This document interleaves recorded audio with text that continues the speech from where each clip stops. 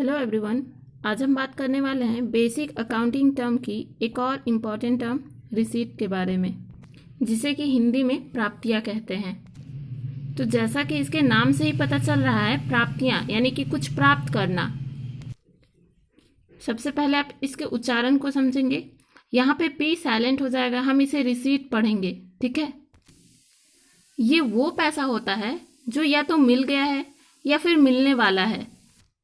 और वो पैसा क्यों मिल रहा है? क्योंकि हमने एसेट सेल किया या फिर गुड्स को सेल किया या फिर कोई सर्विस दिया, ठीक है। तो इसे हम एक लाइन में किस तरह से डिस्क्राइब कर सकते हैं? यहाँ पे हम लिख सकते हैं अमाउंट रिसीव्ड फॉर सेलिंग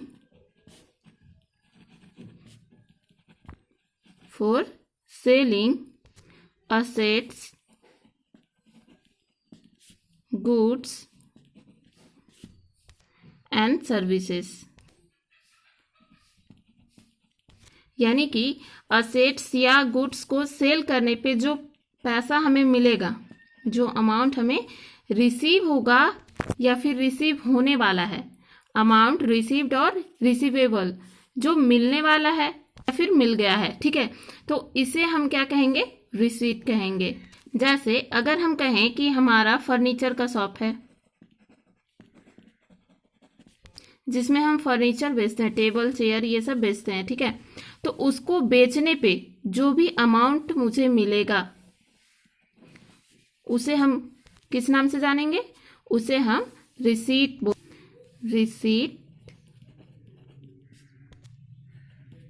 के नाम से जानेंगे। अब जैसे कि यहाँ पे है सर्विसेज, तो किस तरह का सर्विस? सपोज मैंने एक रूम जो है वो रेंट पे दिया, रूम को मैंने क्या किया? रेंट पे दे दिया। तो जिसे मैं रूम रेंट पे दूंगी वो मुझे उस रूम का किराया देगा, रेंट देगा, है ना। तो उससे भी पैसे आ रहे हैं, मुझे पैसे मिल रहे हैं, तो वो भी मेरा क्या हो जाएगा? रिसीट। ठीक इसी तरह से अगर हम किसी बस का सर्विस दे रहे हैं तो उससे भी जो भी पैसा मुझे मिलेगा या मिलने वाला होगा उसे हम रिसीट कहेंगे। आई होप आपको ये अच्छे से क्लियर हो गया होगा। अब हम देखते हैं इसके टाइप्स को। तो रिसीप्ट दो तरह का होता है, एक capital receipt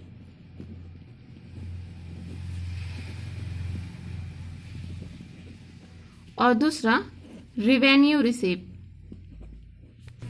capital receipt and revenue receipts, ठीक है।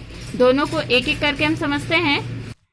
तो जो हमारा कैपिटल रिसीट्स होता है वो नॉन रिकरिंग होता है, यानी कि ये बार बार नहीं होता, केवल एक बार होता है, ठीक है। इसको हम रेगुलर नहीं करते हैं, यानी कि ऐसे रिसीट्स को हम रेगुलर प्राप्त नहीं कर सकते हैं। जैसे मान लीजिए कि मैंने एक फ़ोन खरीदा, ठीक है। उसे 2-3 साल तक यूज करने के बाद मैंने उसे बेच दिया, यानी कि मुझे लगा कि मेरा फ़ोन अब पुराना हो गया, मुझे नई फ़ोन खरीद लेनी चाहिए। तो ये सोच के मैंने जो फ़ोन पहले खरीदी थी उसे मैंने बेच दिया। तो ऐसा तो नहीं है कि फ़ोन को बेचना मेरा रेगुलर का काम है, यानी कि मैं एक बार फ़ोन को बेच रही हूँ और उससे मुझे पैसे मिल रहे हैं। तो वो पैसा, वो अमाउंट मेरा क्या कहलाएगा? Capital receipts. ठीक उसी तरह से अगर हम बात करें रेवेन्यू रिसीट्स की, तो ये रेगुलर होता है, यानी कि वैसी रिसीट्स जो हमें रेगुलर प्राप्त होती हैं, जो हमें रेगुलर मिलती हैं। जैसे हम किसी चीज़ का बिजनेस कर रहे हैं, वहाँ पे हम कोई सामान को बेच रहे हैं। सपोज एक फर्नीचर का दुकान है जहाँ पे फर्नीचर को सेल किया जाता है, बेचा जाता है। तो फर्नीचर को बेचने पे पैसे आएंगे, पैसे मिलेंगे, तो ये एक तरह का रिसीट हुआ। और यहाँ पे जो फर्नीचर का शॉप है, ये इसका रेगुलर का काम है कि फर्नीचर को बनाना और फिर उसे बेचना। हम रेवेन्यू रिसीट्स को यहाँ पे 1 डालना, फिर 2। रेवेन्यू रिसीट्स को हम कोर फंक्शन भी बोल सकते हैं, यानी कि बिजनेस का जो मेन फंक्शन होता है उससे हमें जो रिसीट्स मिलते हैं उसे हम रेवेन्यू रिसीट कहेंगे। जैसे फर्नीचर का दुकान में अगर हम बात करें टेबल या चेयर की, तो उसका मेन काम क्या है? टेबल चेयर बनाना या फिर खरीद के ला के और उसे बेचना। और बेचने पे जो अमाउंट मिलेगा ये उसे क्या हो रहा है? प्राप्त हो रहा है। जो अमाउंट प्राप्त हो रहा है यानी कि जो भी अमाउंट उसे रिसीव हो रहा है वो रेगुलर उसे रिसीव होगा, यानी कि लगातार जब तक वो फर्नीचर को बेचता रहेगा। ठीक है, अब हम बात करते हैं कैपिटल रिसीट्स की दूसरे पॉइंट की। तो इंक्रीज लायबिलिटीज, कैपिटल रिसीट्स क्या होता है, हमारी जो लायबिलिटीज होती हैं वो इंक्रीज हो जाती हैं, बढ़ जाती हैं। अब आपके माइंड में एक क्वेश्चन आ रहा होगा कि रिसीट्स तो मतलब होता है प्राप्त होना, मिलना, अभी मैंने बताया।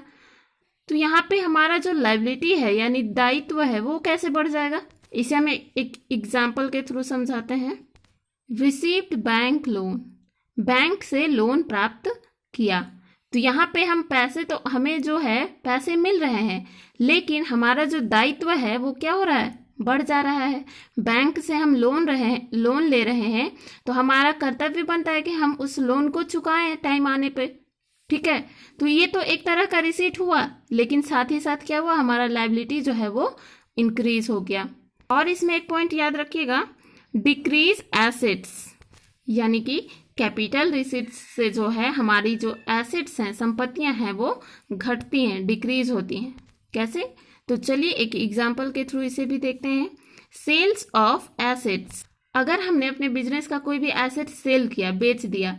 सपोज कि हमारे बिजनेस में एक कंप्यूटर था जो कि अब पुराना हो गया, हमने 2-3 साल उसे यूज किया और अब हम उस कंप्यूटर को क्या कर रहे हैं, सेल कर रहे हैं। तो कंप्यूटर को सेल करने पे हमें क्या पैसे मिलेंगे, तो एक तरह से हम रिसीव कर रहे हैं, पैसे को हम क्या कर रहे हैं, रिसीव कर रहे हैं।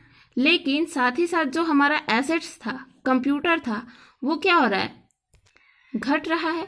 यानी कि कंप्यूटर को हम बेच दिए तो हमें रिसीव हुआ अमाउंट, पैसा। ठीक है, लेकिन हमारा जो एसेट्स था वो क्या हो गया, घट गया। इसलिए हम कह सकते हैं कि कैपिटल रिसीट्स से जो है हमारा एसेट्स डिक्रीज होता है। रेवेन्यू रिसीट्स के अंदर हमारा आ जाएगा डिस्काउंट रिसीव्ड, यानी कि हमें किसी भी तरह का कोई भी डिस्काउंट अगर रिसीव होगा तो वो हमारा रेवेन्यू रिसीट होगा। ठीक है, फिर इसमें हम लिख सकते हैं कमीशन रिसीव्ड। आई होप आपको ये दोनों कॉन्सेप्ट बहुत ही अच्छे से क्लियर हो गए होंगे कि किन रिसीट्स को हम कैपिटल रिसीट कहेंगे और किन को हम रेवेन्यू रिसीट कहेंगे। Thank you.